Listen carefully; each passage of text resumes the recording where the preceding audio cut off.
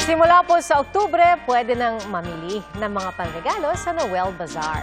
At mas pina-espesyal po yan dahil itinaon sa pagdiriwang ng ika-25 anibersaryo ng Noel Bazaar.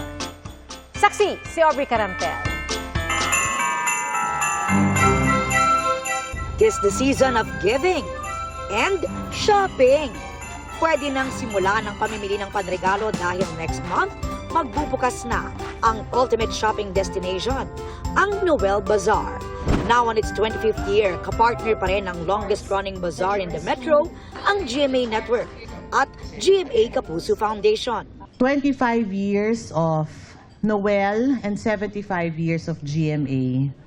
Just proof that in our ever-changing world, some partnerships are really meant to last and become stronger through time. Over 500 participating merchants ang lalahok sa iba't ibang venues. Maraming pagpipilian mula fashion finds, accessories, toys, home essentials, at local products. Sa October 17 to 19 sa Philinvest Tent Alabang ang kick-off.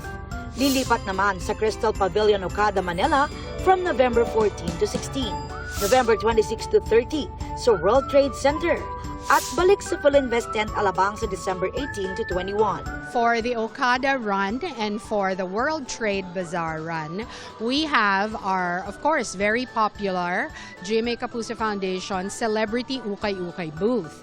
However, at the Philinvest Tent, yung kick-off at saka yung finale mangyayari sa Philinvest Tent. We also have a special booth that offers direct donation to unang hakbang sa kinabukasan. Sa media conference, present ang ilang Kapuso ambassadors ng Noel Bazaar na sina Sparkle artist Sky Chua at Kapuso P-pop group Cloud7 na ready na raw ang personal items na kanilang i-donate at ipa-auction. We're really excited po na makita lahat ng aming mga fans and lahat ng mga shoppers sa mga venues and dates ng Noel Bazaar. I'm always happy to help out, especially nung nalaman ko yung backstory ng Noel Bazaar, partners pala sila ng Kapuso Foundation. So, talagang may matutulungan tayo pag pumunta tayo ng Noel Bazaar. Kabilang din sa Kapuso ambassador sina Carla Abellana, Jillian Ward, Rian Ramos, Ashley Ortega, Team Yap, Izzy Martinez at 24 Oras Chika Minute host Iya Arellano. May appearances at performances din mula sa Kapuso Stars.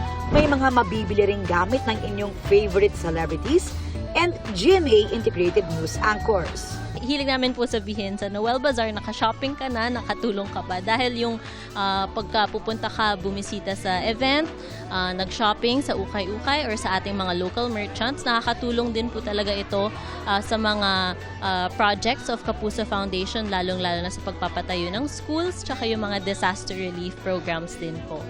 Para sa GMA Integrated News, Aubrey Carampel ang inyong saksi. Mga Kapuso, maging una sa saksi. Mag-subscribe sa GMA Integrated News sa YouTube para sa iba't ibang balita.